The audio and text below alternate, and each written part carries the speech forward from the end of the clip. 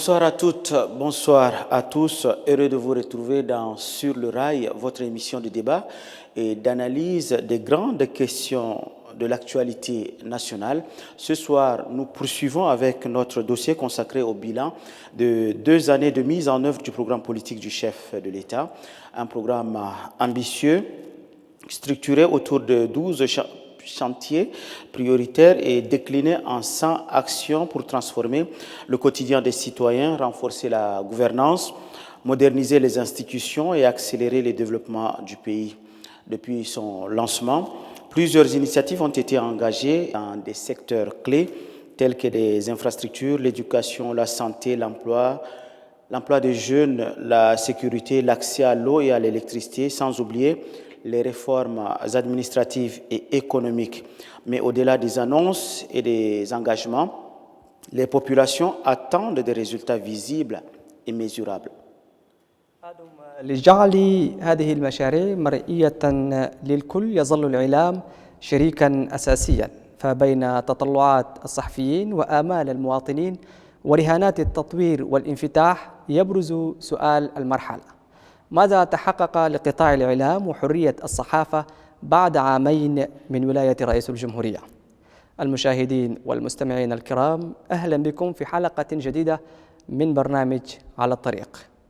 حلقة اليوم نسلط فيها الضوء على واقع الإعلام الوطني والإصلاحات التي شهدها هذا القطاع وجهود تحديث المؤسسات الإعلامية ودعم حرية التعبير وتمكين الصحافة من أداء رسالتها في بيئة مهنية ومسؤولة. ضيفنا في هذه الحلقة هو وزير الإعلام الناطق باسم الحكومة السيد قاسم شريف محمد. في هذه الحلقة نحاوره مع مجموعة من الصحفيين من الإذاعة الوطنية التشادية والتلفزيون الوطني التشادي والوكالة التشادية للأنباء والنشر بكل شفافية عن حصيلة العام الثاني من العمل الحكومي في مجال الإعلام، وعن التحديات التي تواجه الصحافة وآفاق تطوير هذا القطاع الحيوي في ظل التحولات الرقمية والمتغيرات المتسارعة. أسئلة ومحاور كثيرة نفتحها في هذه الحلقة من على الطريق. Monsieur le ministre, bienvenue. Merci. Comme question d'entrée, Monsieur le ministre, puisqu'on parle des 12 chantiers du chef de l'État, peut-on parler des 12 chantiers sans la communication? C'est pour vous demander, Monsieur le ministre, quelle est la place de la communication dans les 12 chantiers du chef de l'État? Merci beaucoup, merci de me recevoir sur votre plateau. L'exercice que nous faisons aujourd'hui, c'est un exercice de transparence. Quand on parle de bilan, on parle d'abord d'une restitution, une sorte de redevabilité. Ensuite, il y a la question de la transparence. Qu'est-ce que le gouvernement a fait en 2 ans? C'est cet exercice-là qu'aujourd'hui nous faisons avec vous, et le gouvernement a estimé nécessaire qu'il faut le faire parce que à chaque étape, il faut rendre compte à la population. Et vous l'avez dit dans votre introduction, le chef de l'État a été élu sur un programme qui se décline en 12 chantiers et 100 actions. Et donc sur la base de ce programme, qui a été plébiscité majoritairement par notre population, il faut revenir vers cette population-là pour lui présenter les étapes que le gouvernement observe aujourd'hui et quelles sont les actions qui sont menées à cet effet. Mais avant de répondre directement à votre question, permettez-moi de revenir un peu en arrière. Vous savez, le Tchad a connu une période de transition sur la période entre 2021 jusqu'à 2024, une transition de 3 ans qui a posé les jalons du quinquennat que nous sommes en train de vivre aujourd'hui. Et cette période de transition a permis le retour de beaucoup d'exilés, des ex-politico-militaires, dont je faisais partie, qui ont bénéficié de la main tendue du chef de l'État. Donc c'est ce qui a préparé ce quinquennat, c'est ce qui a préparé la paix. Et je m'en vais vous dire, le socle même du développement de ce bilan que nous faisons, c'est d'abord la paix. Et la sécurité qui est d'abord le premier axe sur les 12 chantiers. Le premier chantier, c'est la paix et la stabilité. Et donc je voudrais vraiment mentionner cela avant de rentrer dans le vif du sujet. Et moi, j'ai bénéficié de cette main tendue-là pour me retrouver aujourd'hui face à vous et faire le bilan du ministère de la Communication. Et c'est cette main tendue qui a fait qu'aujourd'hui, non seulement je suis ministre de la Communication, mais je suis porte-parole du gouvernement, et qui, comme vous le savez, est une fonction très sensible et une fonction de confiance. Et donc cela dénote quelque part du sursaut que le pays a eu. Notre pays a observé un sursaut. Et surtout le chef de l'État, le maréchal Mohamed Idriss Déby Itno, a fait preuve de grandeur, il a donné beaucoup de chance à la paix. C'est ce qui a fait que nous sommes aujourd'hui là, devant vous, pour nous apprêter à cet exercice. Maintenant, pour ce qui concerne la communication. La communication, c'est le pilier même du gouvernement. Et c'est un ministère qui est transversal, qui travaille avec tous les autres départements ministériels. Ça touche à la fois la diplomatie, ça touche les télécommunications, beaucoup de ministères à la fois. Donc c'est le propre même du ministère de la Communication. Pour mettre en exergue et faire comprendre à nos populations le travail qui est mené par le gouvernement, il faut s'appuyer sur le ministère de la Communication, qui, en son sein, on a les structures qui permettent aujourd'hui de communiquer, d'informer nos populations en temps réel sur ce que le gouvernement pose comme action au quotidien. Nous sommes aujourd'hui dans un cadre qui nous a permis de discuter avec vous, c'est le cadre de l'ONAMA, qui est la télévision nationale d'État. Et pour aller vite et parler du concret, il y a en quelque sorte 3 ou 4 chantiers structurants au ministère de la Communication. Je voudrais d'abord commencer par la TNT, qui est la télévision numérique terrestre, un projet qui a été déployé depuis 2015, mais qui n'est pas encore arrivé à terme, dans lequel l'État a investi 39 milliards de francs CFA pour pouvoir dérouler ces projets-là, mettre en œuvre, déployer la télévision dans les provinces et partout dans le pays. Ce projet a connu du retard et depuis 2025, depuis que nous sommes à la tête du département, nous avons pu relancer le projet et lancer l'année dernière la construction de 8 chantiers. À partir de Massakori, nous avons posé la première pierre à Massakori et ensuite poursuivre avec 8 autres chantiers pour pouvoir déployer la TNT, prendre le matériel qui dort ici dans des conteneurs ou un peu partout. Il faut prendre ce matériel-là, le mettre en place, commencer à travailler et déployer la télévision numérique terrestre. Ça, c'est un projet phare et un projet clé pour le ministère de la Communication. Parmi les autres projets phares, il y a l'ATP, la relance de l'ATP, qui est une structure qui existe depuis très longtemps. Avant même la création de la télévision nationale, de la radio, l'ATP a existé. Mais ces dernières années, malheureusement, l'ATP a été un peu mis de côté. Et donc, nous sommes revenus sur l'ATP. Nous avons investi dans l'ATP à travers la relance du journal de l'ATP qui était à l'arrêt depuis 1 an. Nous avons pu relancer ce journal et qui était au départ au format hebdomadaire. Aujourd'hui, c'est un journal quotidien que nos populations ont le plaisir de lire tous les matins, qui se retrouvent dans les bureaux de l'administration et partout dans les rues à travers un circuit de distribution. Donc voilà, ça c'est un projet très important qui nous tient à cœur. Dans ces projets aussi, il y a l'acquisition d'une imprimerie, puisque maintenant le gouvernement, le ministère de la Communication, sous-traite avec une entreprise de la place pour imprimer les journaux. Et cela équationne beaucoup d'argent, beaucoup de coûts. Et donc, nous sommes en train de travailler sur un projet d'acquisition d'imprimerie pour pouvoir réduire les coûts. Et quelque chose d'autre qui est important, c'est de pouvoir mettre en place un modèle économique au sein de l'ATP pour que l'ATP génère des revenus et pour permettre une autonomie financière à l'ATP. Puisque jusqu'à maintenant, ce qui se faisait, c'est les subventions de l'État qui permettent de faire fonctionner l'ATP. Ces subventions-là arrivent avec beaucoup de retard, malheureusement, et donc nous sommes en train de vouloir, par le biais des annonces publicitaires, par les abonnements, etc., pour pouvoir renflouer les caisses et donner une sorte d'autonomie financière à l'ATP. Troisième projet important, c'est l'ONAMA aussi. L'ONAMA aussi a des difficultés. Une des difficultés, c'est le financement de l'ONAMA qui passe par les droits d'assises, mais ces droits d'assises ne sont pas directement versés sur un compte de l'ONAMA. Ça transite par le Trésor et cela impacte le bon fonctionnement de l'ONAMA. Et nous avons, par exemple, cette année, doté en moyens roulants l'ONAMA au niveau central, au niveau de N'Djamena. Ces véhicules-là permettent aujourd'hui aux journalistes d'aller sur le terrain, au service à la direction de la production, de se porter sur le terrain pour faire des magazines, etc., etc. Donc, il y a aussi quelque chose d'important, j'allais conclure par là, les lois. Tout ce qui est aspect juridique, le corpus juridique qui régit le domaine de la communication. Il y a des lois phares, comme la loi sur la publicité. Ce sont des lois qui vont être adoptées cette année. Voilà en quelques mots ce que je voudrais vous dire par rapport à la communication. السيد الوزير، الأونما والATP هي المؤسسات الإعلامية العامة هند الدولة، العاملين فوقها قاعدين يبذلوا جهود كثيرة، وفرت لهم المعدات اللازمة، النقل ومعدات العمل، لكن هم نفسهم لسه عندهم احتياجات بينتظروها من الحكومة. حسب الكريم محمد سيد أبازين عنده سؤال في هذا المجال. مساء الخير سيد الوزير.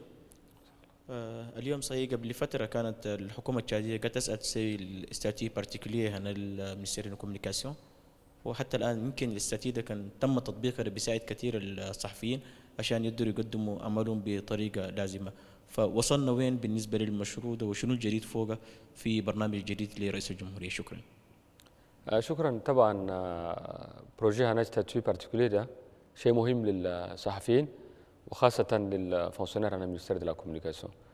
وما بس مينستير هنا إعلام ولا كوميونيكاسيون، في مينستير هنا سانتي، مينستير هنا أفير إترونجير، وزراء كثير يدوروا ستاتيو بارتيكولير. الإشكالية ده في أو نيفو دي فينانس، الفينانس الموين هنا إتادا ما يبرمتر لأي مينستير وكل المينستير ينتم سوا ستاتيو بارتيكولير.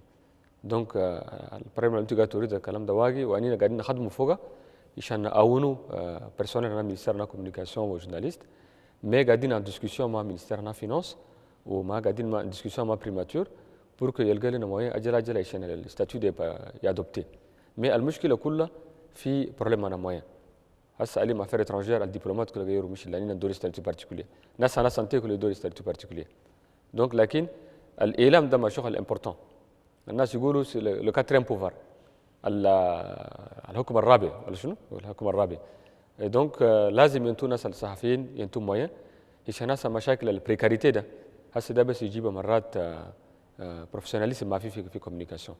جورناليست ما يقدر يخدموا ببروفيسيوناليزم باسكو ما عندهم ستاتيو بارتيكولير، باسكو هم قاعدين في سيتياسيون هنا بريكاريتي عشان ما عندهم مويه. نادم واحد اليوم قاعد مش ما نعرفه قاعد قاسي قاعد وين، يقوم يجي تلفزيون ولا يجي راديو ولا يجي مينستير ستاتيو بارتيكولير ما عنده سالير دشيه. دونك البروبليم ده اننا المهم لنا قاعدين نخدموا فوقها. Monsieur le ministre, le paysage médiatique tchadien est en pleine mutation. On enregistre presque chaque 2 ou 3 mois de nouveaux médias qui se créent. Mais il se pose un problème de la primauté de l'information. Et c'est à cette question que je vais laisser donc la latitude à mademoiselle Myriam de poser cette question pour un peu avoir des éclaircissements. Monsieur le ministre, la primauté de l'information devrait revenir aux médias publics, alors que ce n'est pas le cas aujourd'hui. C'est quoi le problème? Il n'y a pas un problème en soi. Je pense qu'il y a deux difficultés majeures. Il y a la question de la culture politique. Par exemple, si on veut illustrer par l'exemple d'accès à l'information via les hommes politiques ou les structures de l'État ou les institutions étatiques, on peut appeler comme on veut. Il y a une question parfois de culture politique qui fait que les gens sont dans l'autocensure ou dans la rétention de l'information. Ils ne sont pas forcément à l'aise avec l'outil de la communication. Ils se disent parfois naïvement que si nous parlons beaucoup, nous allons faire des erreurs. Et quand nous faisons des erreurs, ça risque de retomber sur nous. Donc il y a une logique de protection de soi-même qui agit dans les mentalités au niveau des hommes d'État, au niveau de l'administration publique de manière générale. Ça, c'est quelque chose qu'il faut comprendre. La deuxième des choses, moi j'estime que dans le foisonnement des nouveaux médias, comme vous l'avez dit, chaque jour il y a de nouveaux médias qui sont créés, il y a la tentation de la facilité. Les gens veulent plus aller très vite à des médias sociaux, ce qu'on appelle les réseaux sociaux communément, pour que l'information soit diffusée tout de suite à l'instant T. C'est cette facilité-là qui fait que les gens préfèrent, dans la facilité, donner la primaire de l'information à des médias privés, souvent les réseaux sociaux, etc. Il y a deux dimensions dans cela. Il y a d'abord la question de la publicité personnelle. Moi, je le dis, vraiment, c'est une analyse en tant que journaliste aussi, pas seulement en tant que ministre. Il y a la dimension personnelle. J'ai mené une activité, il faut que je me mette tout de suite en scène, il faut que je montre que je travaille à travers la mise en scène. Deuxièmement, il y a une stratégie politique derrière. Il faut, dans la stratégie politique, il faut aller vite, il faut mettre en place une course à l'échalote.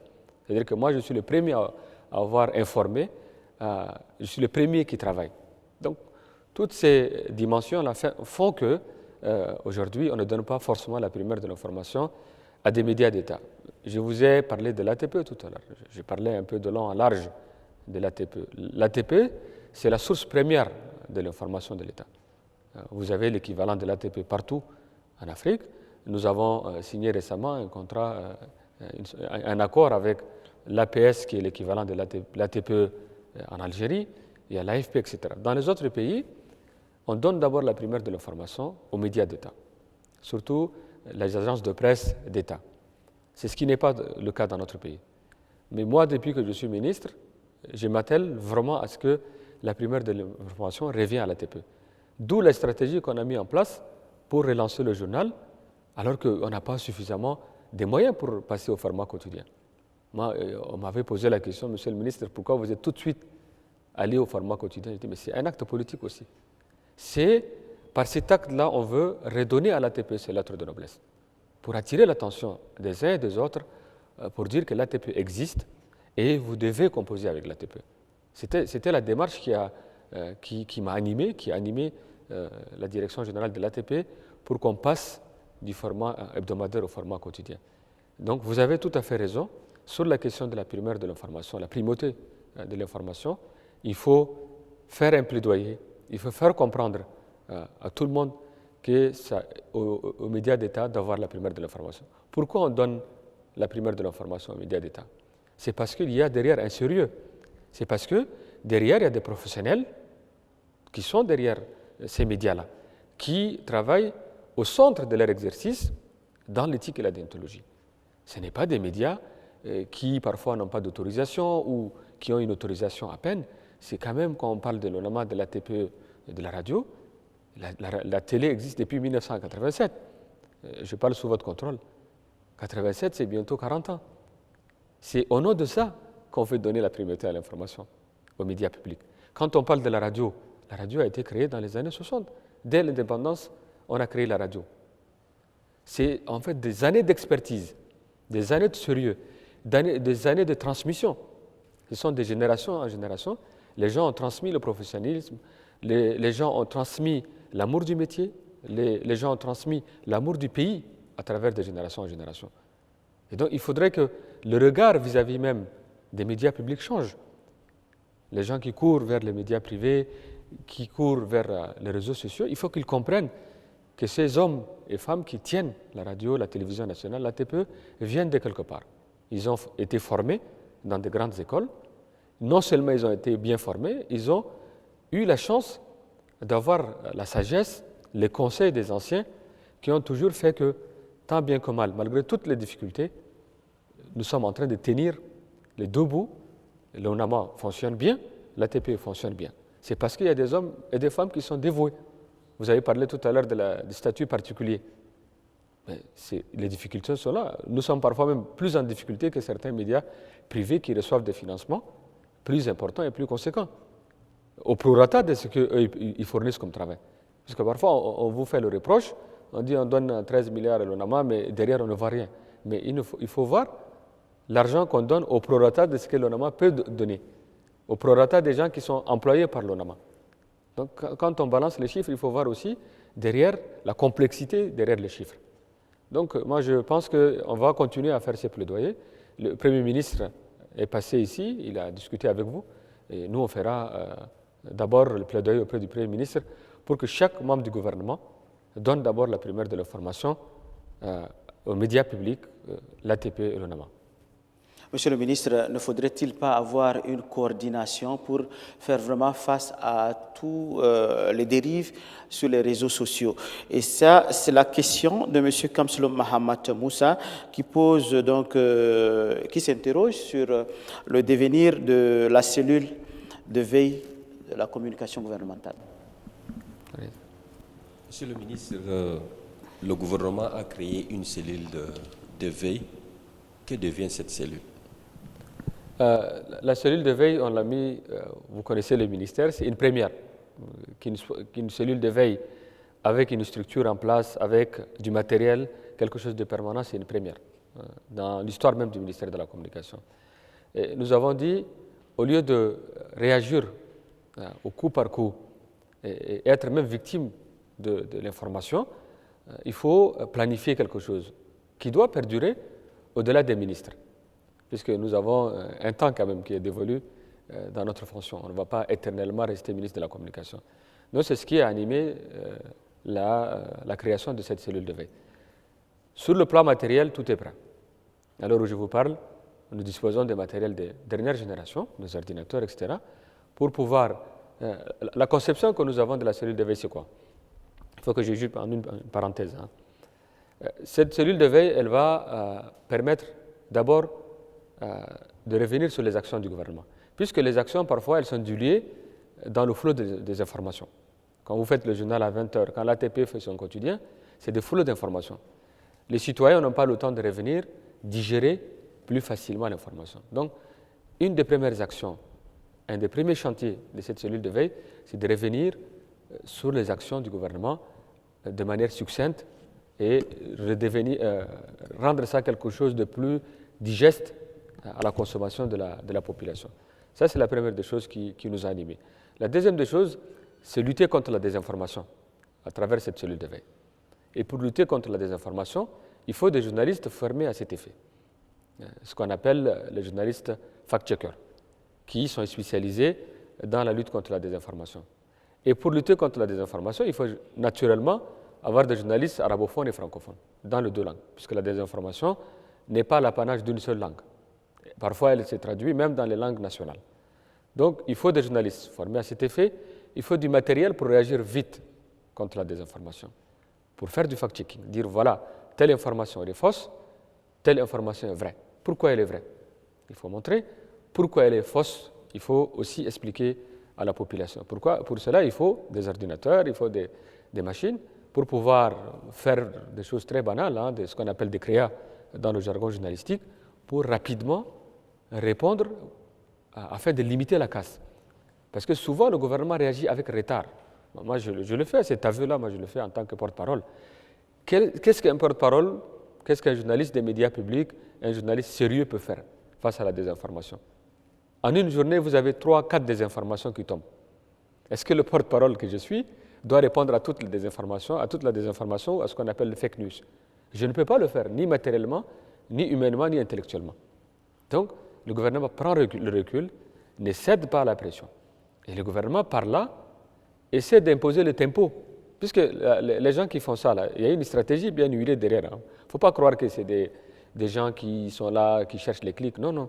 Il y a toute une stratégie pour affaiblir les institutions, pour jeter le discrédit sur les institutions tchadiennes.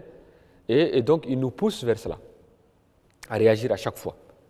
À chaque fois qu'ils jettent le discrédit sur une institution, qu'ils mentent sur le président de la République, sur le Premier ministre, sur tel ou tel ministre, et qui nous amènent souvent sur l'aspect privé des gens, l'aspect personnel des autorités, mais pas sur l'exercice même de leur travail. Et ça, c'est une manière aussi d'épuiser les personnels politiques, c'est une manière aussi de décrédibiliser les personnels politiques et de faire de la distraction et de la diversion.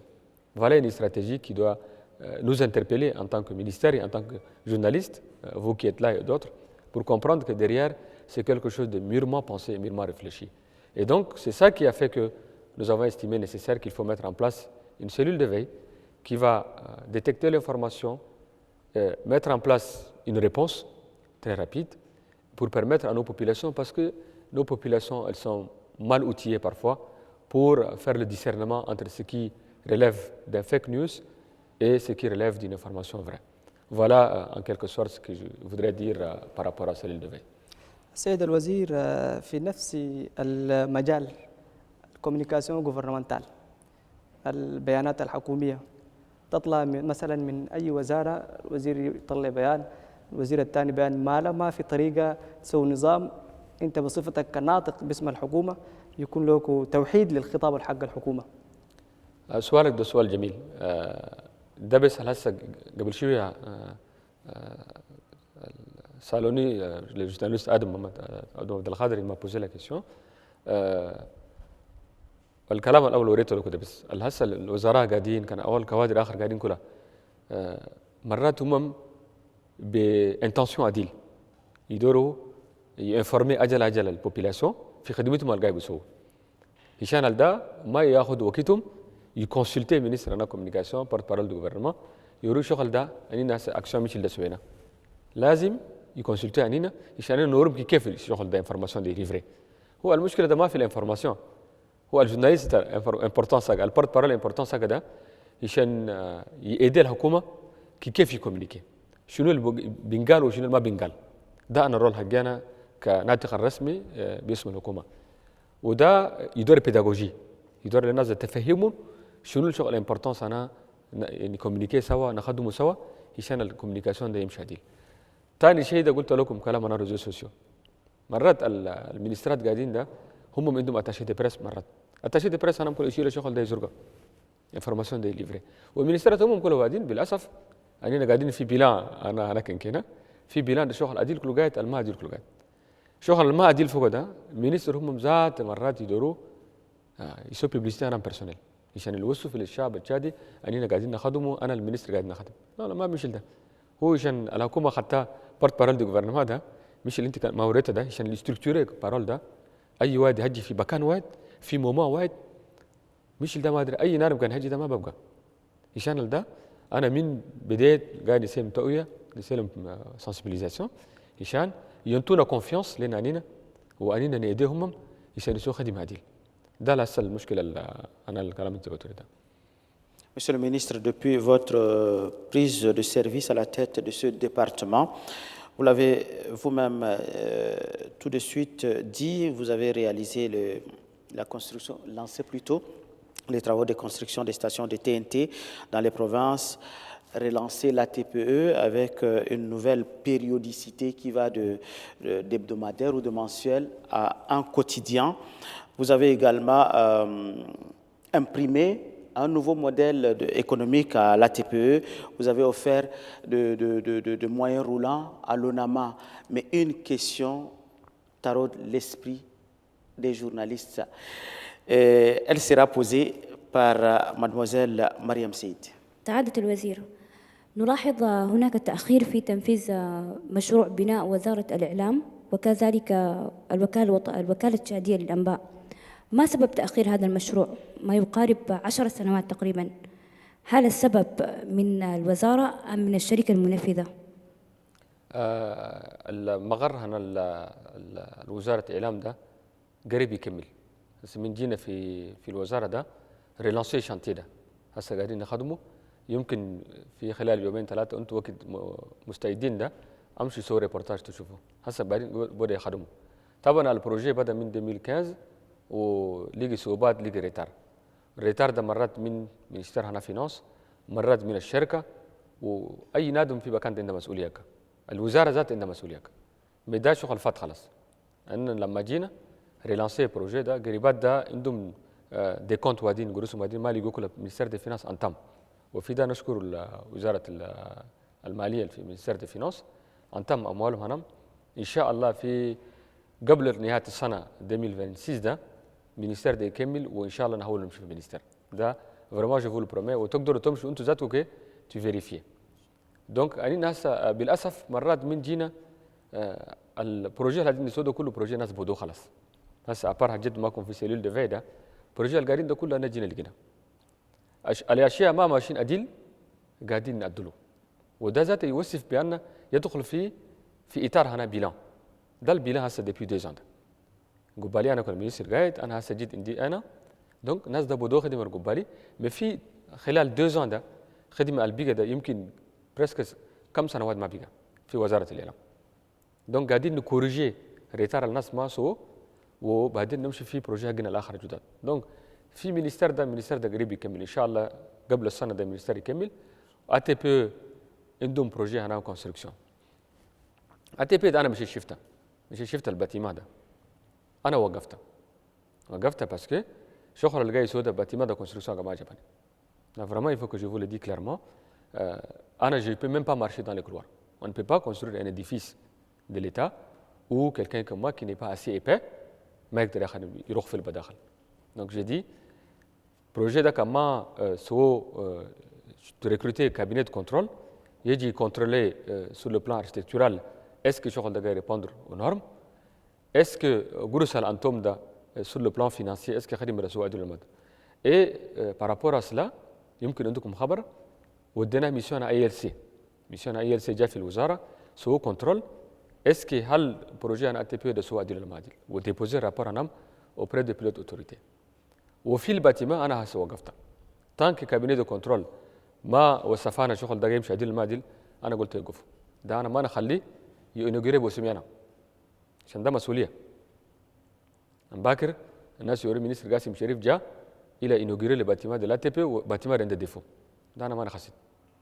Donc, tant que le contrôle, cabinet de contrôle, en tant que conclusion, ou conclusion d'un étudier, quand il OK, donc de poursuivre, OK, il reprendre le chômage mon amchou.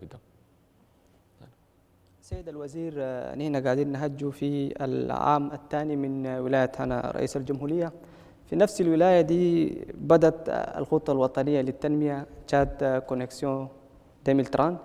في المجال ده في سؤال لدينيس من التلفزيون. Merci Dab.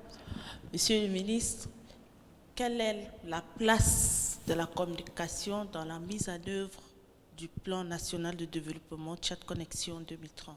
La communication occupe une place importante et fondamentale dans la mise en œuvre du PND. Nous, on n'a pas de projets structurants en tant que tels qu'on peut quantifier, qui peuvent tout de suite booster l'économie. Mais il ne faut pas se tromper non plus. Par exemple, quand vous prenez le projet TNT, c'est un projet, si on arrive à mettre en place, qui peut créer des économies, qui peut créer de l'argent pour le pays, puisqu'elle va permettre aux entreprises privées de se raccorder sur la TNT. Elle peut permettre la création de chaînes privées. Elle peut permettre beaucoup de choses. Je pense qu'il faut se rapprocher au niveau de la coordination de la CGPAN. Elle vous dira, vraiment c'est un projet important qui peut être un levier économique pour notre pays. Et donc, de par un projet comme la CGPAN, nous pouvons en quelque sorte soutenir le PND et trouver des financements par rapport au PND, etc. Mais la communication occupe une place importante. Le ministère de la Communication participe à la mise en œuvre du PND. Il y a une unité qui a été créée par rapport à cela. Donc nous y participons. Et puis il y a l'ONAMA qui est représenté dans cette structure, la TPE, etc. Moi je pense que l'essentiel, il est là et le ministère a son mot à dire et travaille en étroite collaboration avec l'équipe du PND. Monsieur le ministre, vous dites que la communication occupe une place prépondérante dans la mise en œuvre du PND, mais les gens n'aiment pas parler. Les gens ne s'ouvrent pas. D'où la question de Gloire à Dieu Ndigna sur l'inaccessibilité de l'information. Monsieur le ministre, l'accès à l'information est un droit garanti aux journalistes. Cependant, on remarque que certains membres du gouvernement ne leur facilitent pas la tâche à l'accès aux vraies sources d'information. Quelle solution proposerez-vous pour remédier à ce problème? J'ai un peu fait, si vous le permettez tout à l'heure, la genèse de tout ça, en expliquant pourquoi les gens. En fait, la question, ce n'est pas les gens ne s'expriment pas ou les gens ne font pas confiance. Pourquoi ils ne font pas confiance? Je pense que d'abord, c'est ça qui doit nous interpeller et ensuite réfléchir au comment trouver les solutions. Et pourquoi, je l'ai expliqué de long en large tout à l'heure. Je le disais tout à l'heure, il y a une question de culture politique. Les gens parfois tombent dans l'autocensure eux-mêmes. Ils ne répondent pas aux journalistes parce qu'ils ne se sentent pas à l'aise avec l'exercice aussi de parler avec le journaliste. C'est vrai que pour parler avec vous, le journaliste, quand même, il faut être un peu aguerri à l'exercice. Ce n'est pas toujours évident. Et donc, je vous demanderai aussi d'être indulgent vis-à-vis des hommes politiques par rapport à cela.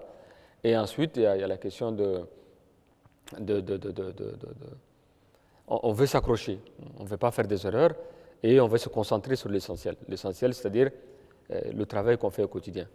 Mais là aussi, c'est une mauvaise approche parce que si vous faites du bon travail et que ce travail n'est pas su, n'est pas connu, n'est pas apprécié par la population, je pense que ce travail ne peut pas aller très loin. Donc, moi, j'invite sur votre plateau, dans le cadre de l'an 2 du bilan, mes collègues du gouvernement et les autres, à s'ouvrir à vous, journalistes, d'abord aux journalistes des médias d'État, puisque vous êtes des journalistes sérieux, vous êtes des journalistes qui travaillent dans l'éthique, et vous êtes aussi des journalistes, quelque part, vous êtes surveillés dans l'exercice de votre fonction. Je suis le ministre, je veille à ce que, quand même, dans l'exercice de votre fonction, de votre travail au quotidien, que cela se fasse dans le respect des règles qui édictent la fonction de journaliste. Donc, je ne fais que relancer encore mes collègues et faire du plaidoyer encore et encore pour que les gens comprennent la nécessité de s'ouvrir à vous pour pouvoir, dans leur intérêt à eux, de faire mettre en exergue leurs actions au quotidien. Voilà ce que je voudrais dire par rapport à cette question. سيد الوزير معنا زملائنا من الATP هنا لكن قبل نديم الفرصة للسؤال في سؤال حول الراديو. قبل عشرات السنين انت كان قاعد وين كل تخط الراديو دريك تسمعها. بعدين طلعت مشكلة في ربما في السيرفير ولا الإيميتير، فهل إسبوار في أمل يقبل يخدم المشاهدين في أي مكان في الخارج في الداخل يسمع بكل بساطة وسهولة؟ Shukran jazilan. Question importante, c'est une question très importante. J'ai parlé quelque part au début de notre discussion des chantiers structurants, parmi lesquels il y a la question de l'émetteur onde courte, qui est un projet qui nous tient à cœur, qui a été déjà lancé. Et la bonne nouvelle, c'est que très rapidement, dans les jours à venir, une délégation du ministère de la Communication et des agents de l'ONAMA va se rendre aux États-Unis pour l'acquisition de l'émetteur. L'émetteur, il est déjà prêt. Il va se rendre pourquoi? Il va d'abord faire la prise à main de cette machine qui est quand même énorme, qui est complexe. Et donc cela consiste à démonter la machine, l'émetteur, monter encore à nouveau la machine, l'émetteur. Donc ça permettra à nos techniciens de l'ONAMA et de l'ATPE, pas particulièrement l'ATP, mais en l'occurrence là, pour ce cas précis de l'ONAMA, de la radio, de faire la prise en main, de voir comment on peut monter un émetteur. Donc ils vont s'imprégner une fois là-bas avec les techniciens américains de comment ce travail va se faire. Une fois que ce travail est fait, ils seront accompagnés dans cette délégation par les responsables du ministère de la Communication et de l'ONAMA. Donc, une fois que ce travail est fait, les techniciens vont revenir au pays et l'émetteur sera acheminé par bateau jusqu'à N'Djamena. Donc, cela prendra à peu près 2 ou 3 mois. Donc, je peux vous assurer que d'ici la fin de l'année, selon nos prévisions actuelles, si tout va bien, vous aurez l'émetteur en N'Djamena ici et il sera fonctionnel. Ça, je peux vraiment prendre l'engagement ici, un engagement ferme, pour vous dire que d'ici la fin de l'année, l'émetteur sera en N'Djamena et il sera fonctionnel pour permettre à nos concitoyens d'écouter la radio. Et je l'ai dit quand je suis allé moi-même visiter Grédia pour pouvoir m'imprégner de la situation. Et souvent, on a tendance à oublier la radio. La radio, c'est le vecteur le plus important dans notre pays. Aujourd'hui, la radio, elle touche beaucoup de gens sur tous les territoires, beaucoup plus que la télé, plus que les autres vecteurs. Et l'autre particularité de la radio, c'est qu'elle est écoutée dans nos langues nationales, que parfois les gens appellent langue vernaculaire. Elle est accessible à tout le monde, en Kanembu, en Gambay, en Mundang, en Zahawa, en Dazaga, etc., etc. Donc, c'est un vecteur beaucoup plus important parce que les gens comprennent de quoi on parle. Là, nous sommes en train de faire le bilan de l'an 2. Notre population, majoritairement, elle ne parle pas français ni arabe. Donc, le plus important, c'est que le message soit plus accessible à quelqu'un qui est à Fianga, à Torok ou je ne sais pas, à Gounugaya, ou au Tibesti, à Bardaï, etc. Donc, le plus important, c'est que ce message-là soit accessible à tout le monde. Et l'émetteur onde courte qui va arriver d'ici la fin de l'année permettra encore plus de toucher nos populations. Même vous, quand vous sortez dans vos véhicules pour aller en reportage ou dans vos véhicules personnels, vous mettez la radio. C'est un geste naturel et quotidien. Donc je pense qu'il faut aussi, par là, penser à la radio et essayer de redonner à la radio aussi ses lettres de noblesse. Et j'en profite dans votre émission pour appeler les hommes politiques, les administrations, tout le monde à associer la radio dans les reportages, dans les événements. Parce que malheureusement, parfois, nous constatons qu'on oublie la radio. Quand on veut faire venir une équipe médiatique, on pense tout de suite à la télé et aux réseaux sociaux. Donc j'invite vraiment solennellement ici à ce que tout le monde associe la radio dans le travail qui doit être fait. ده خبر مفرح وسار سيد الوزير ويدخل في إنجازات العامين الأولين من ولاية رئيس الجمهورية. ننتهي الفرصة لزملائنا من الATPE. السيد الوزير السلام عليكم. وعليكم السلام. في ظل التطور عن التواصل الاجتماعي معناتها الكونكسيون واتساب فيسبوك، في ظل زي ده الشباب ده أي واحد يفتح صفحة في التيك توك في فيسبوك وكان لقى موضوع بسيط يعني بقى هو المسؤول وبيتكلم، يعني بشرح في الشيء اللي حصل والموضوع اللي بقى ده كله بشرح فوق مثل هو كوميونيكاتور ولا مكلف بالشيء ده. في وزارة الإعلام يعني البرنامج شنو اللي خطيتوه عشان توقفوا فوق المواطنين؟ كان نادم فك فيسبوك تيك توك لقى انفورماسيون واحدة ما يخط في أجل ده الفري انفورماسيون يرجع يشيفه فري انفورماسيون يمر من الجوفرنما. في المستوى هنا الوزارة البرنامج شنو خطيتوه عشان توقفوا فوق المواطنين ما يسمعوا أي كلام بس. شكرا، سؤالك ده سؤال ما شاء الله جيد. بدينا هسه قبل شويه كلمنا في سيليل ديفي، وطبعا سيليل ديفي ده من ضمن الخدمه ندورنا سوفو كده كلام على سنتيكاتوري ده عشان نوعي البوبيلاسيون. لازم تعمل توعيه للناس عشان بفهموا الشيء اللي جاي ده ما عادل. اي نادي مش اللي انت ما قريت عليه الشباب كله عنده باج، انا عندهم جروب انا واتساب، في جروبات ده قاعدين يشتموا القبائل، يشتموا الناس هالراي في الليل. عندهم تيك توك، عليهم الناس انا عليهم تيك توكر انفلونسر، هم ذاتك لازم يكون ريجولاسيون عشان الناس ده كما خطينا لهم لوا كما انتنا حدود ده الناس ده هسه الدرب الماشيين فوق ما عديل.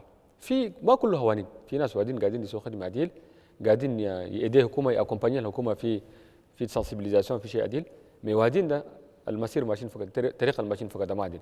عشان ده المينستير انا كوميونيكاسيون خدت السنين اللي فاتت، والخدمه اللي انت قاعد توريدها خدمه ده ما هنا مينستير انا كوميونيكاسيون وده ده هنا هاما، يعني عندنا ستركتور اسمها هاما يصير ريجولاسيون.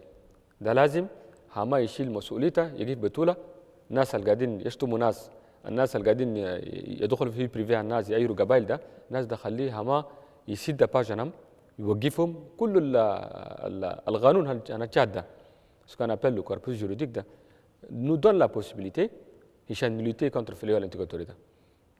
الشيء الثاني امبورتون ده الحكومه السنه انتت قوه وانتت امكانيات لانسيس في ديريكسيون جنرال اسمه انسيس ده انتو كل الامكانيات عشان هسه مثلا نار واحد قاعد لبت بكان واحد عنده اورديناتور اي رئيس الدوله عنده تليفون في الشهر الجايين انتو في خلال dans les mois à venir الناس ده نقدر عندنا بوسيبيليتي نلوكاليزيهم ونوقفهم ديريكتومون. ده شيء ده انسيس جاي يخلي الناس كله يخطوا بالهم اديل، خلي كلام انا قاعد اخليه اسمه عشان فوضى ده بقى كثير. وهسه بالاسف شك 3 4 5 6 ما تشوفوا مشاكل قبليه كان هنا في جده، مرات ده ما يجي من مكان اخر، يجي من شغلتها لسه انا ريزو سوسيو انا واتساب انا شنو قاعدين يكونوا كراهيه بين السيتوين شديد. ده لازم الحكومه يقف بطوله، وزاره الاعلام واقف بطوله، خلي الهما والناس اللي قاعدين اخرين الانسيس الاخرين كله خلينا نقفوا سوا وان شاء الله نحل المشكله ده. Monsieur le ministre, la communication au final est au centre de tout.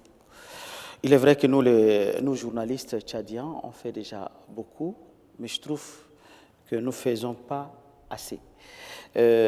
Le journalisme évolue.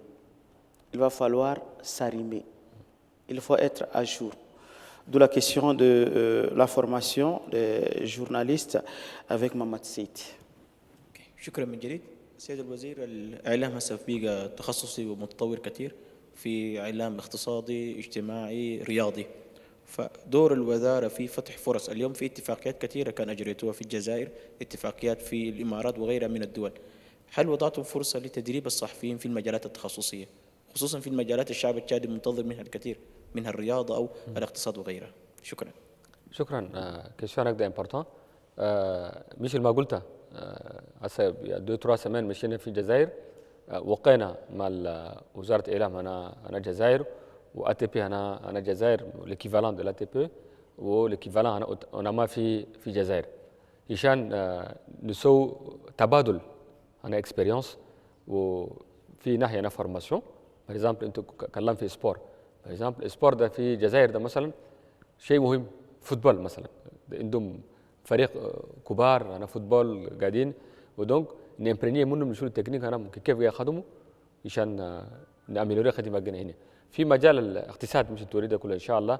أنينا في الوزارة عندنا ديريكسيون هنا كوبيراسيون قاعد، ديريكسيون هنا كوبيراسيون ده والكوميونيكاسيون ديفلوبمنت دي ميديا دول ده يخدموا مع الوزارات، يخدموا مع المنظمات غير الدولية، ويخدموا مثلا مع ناس أنا يونيون أوروبيان الاتحاد الأوروبي، قاعدين يخدموا معهم سوا عشان يسووا أكور ولي جورناليست حقنا يفورميهم. أنينا ما عندنا إمكانيات في الوزارة عشان نفورمي الناس ده كله.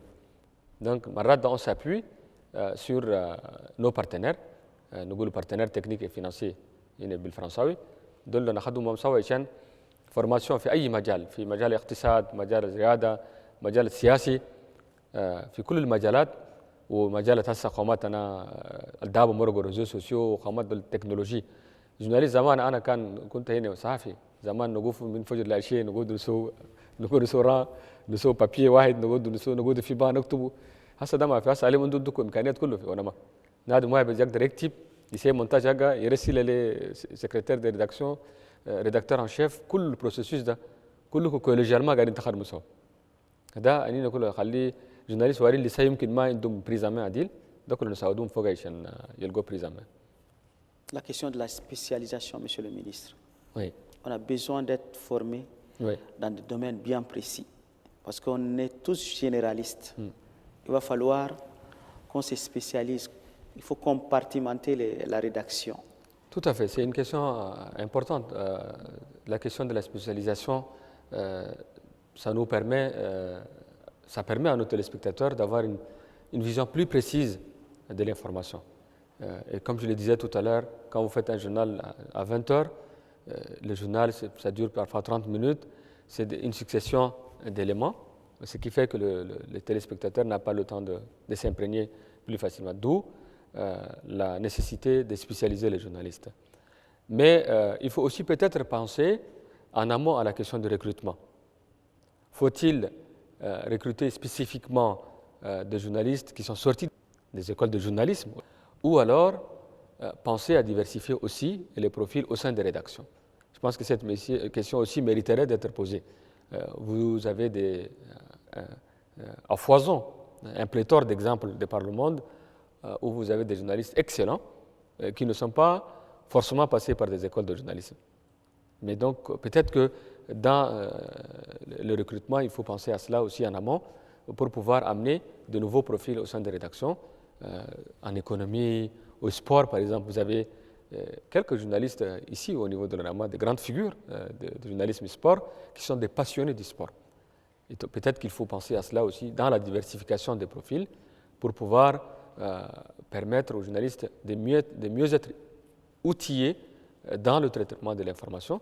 Et naturellement, nous, au ministère de la Communication, nous allons vous aider au sein de l'ONAMA, l'ATPE, à trouver les formations nécessaires à travers des séminaires, etc. Même si parfois, je pense que le cycle séminaire, à mon avis, n'est pas très efficace. Nous sommes en train de penser à un cycle plus long. Peut-être que donner des bourses à des journalistes via les coopérations que nous sommes en train de signer, les accords que nous sommes en train de signer. Pourquoi pas ne pas envisager d'envoyer des journalistes dans des pays partenaires pour qu'ils aillent se former en économie, dans le domaine du sport, etc. Et vice-versa. il ne faut pas non plus jeter l'anathème sur les médias officiels ou en tout cas publics du Tchad. Nous avons des journalistes excellents.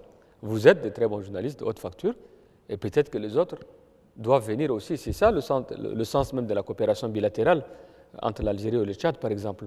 Lorsque nous sommes allés signer cet accord, ce n'est pas seulement en faveur du Tchad, c'est aussi en faveur de l'Algérie. Et nous avons dit aux autorités algériennes que nous sommes capables, dans le rendez-vous du donner et du recevoir, de vous donner quelque chose et nous pouvons être utiles aussi pour les autres. Donc c'est une question importante. Nous sommes en train de réfléchir à cette question et nous allons continuer à donner la possibilité aux journalistes d'être plus aigus dans leur domaine. سيد الوزير كلما نتكلم عن تدريب العمال نتكلم عن العمال نفسهم صحيح الإمكانيات متوفرة في الATP وفي الأونما هل العمال ده عددهم كافي وأنت من جد لهسه وخلال العامين ده شنو الجديد سوت في مجال حق العمال؟ في مجال هنا si vous permettez je vais répondre en français au sein de l'ATP nous avons cette année beaucoup recruté au niveau de la rédaction par exemple vous avez parlé de la périodicité qui a évolué nous sommes passés d'une périodicité hebdomadaire au quotidien cela nécessite un renforcement du personnel surtout au niveau de la rédaction et dans la rédaction il n'y a pas que le format papier il y a le format web. Donc il y a une rédaction uniquement numérique qui est là aujourd'hui. Donc nous avons renforcé les capacités en termes de personnel au niveau du service marketing, par exemple. C'est une de nos priorités majeures qui est celle de trouver un modèle économique viable à l'ATP. Donc la question du recrutement, nous avons recruté au niveau de l'ATP, nous allons continuer à recruter au niveau de l'ONAMA. Même si parfois les gens disent « Ah, mais l'ONAMA, ils sont 700, ils sont 800, ils sont nombreux. » Non, vous n'êtes pas nombreux. Vous prenez l'exemple de nos voisins à côté au Cameroun, ils sont 2 fois plus nombreux que vous. Est-ce que la question ne se situe pas sur le nombre de gens, mais sur la qualité du travail qui est rendu? Et vous l'avez vous-même dit, il faut trouver un mécanisme pour pouvoir utiliser tout le monde à bon escient et pour pouvoir continuellement essayer de renforcer la question de la formation, vous avez parlé il faut s'arrimer à la nouvelle donne, donc la priorité elle est là. Donc voilà, je ne sais pas si j'ai bien compris toute la question, mais voilà un peu la réponse que je voudrais vous donner. Pour sortir, Monsieur le Ministre, peut-être vous avez un vœu, comment faire pour voir plus rayonner la communication et permettre aux médias de jouer vraiment leur rôle ou d'être plus au service de la nation. Comment faire? Nous avons discuté de long en large sur les difficultés que notre département, en tout cas le domaine de la communication de manière générale rencontre. Et vous savez que la communication ne peut pas être simplement réduite au ministère de la communication. C'est un domaine qui touche la vie des Tchadiens au quotidien. Dans nos couples, dans les couples, les gens communiquent. Dans les familles, les gens communiquent. Donc, la communication, elle est consubstantielle à la vie humaine. Elle est très importante dans une vie humaine, dans une vie en société. Et moi, je pense qu'un des chantiers importants, c'est de nous donner les moyens. On ne peut pas faire de la communication efficace sans les moyens. On parle de la communication comme étant le 4e pouvoir. Et aujourd'hui, je dirais même, c'est même pas le 4e pouvoir, c'est peut-être même le premier pouvoir. Vous avez des pays aujourd'hui qui en ont fait de la communication le premier pouvoir et qui leur permet de rayonner sur la scène internationale. Vous connaissez par exemple un pays comme le Qatar, à travers la chaîne, je ne fais pas la publicité, mais Al Jazeera, qui est aujourd'hui devenu un outil redoutable en termes de diplomatie. Parce qu'il faut comprendre que la diplomatie même, elle est parfois arrimée à la communication. C'est quand on communique bien qu'on peut mettre en valeur ce qu'on est en train de faire, que ce soit sur le plan interne ou sur le plan extérieur. Donc, nous allons nous y atteler à ce que les moyens soient encore plus déployés pour pouvoir efficacement travailler. Deuxième des choses, c'est d'appeler aussi à un travail d'ensemble. Nous avons parlé aussi quelque part de la question de régulation avec l'essor de nouveaux médias.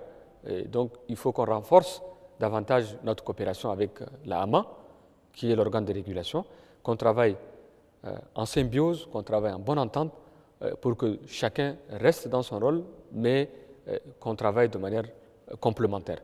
Troisième des choses, il faut que nos autorités, les hommes politiques dans ces pays, de manière générale, les gens comprennent le rôle central des médias d'État, qui sont notamment l'ATPE, parce que ces médias sont sérieux, c'est parce que ces médias travaillent avec éthique et professionnalisme.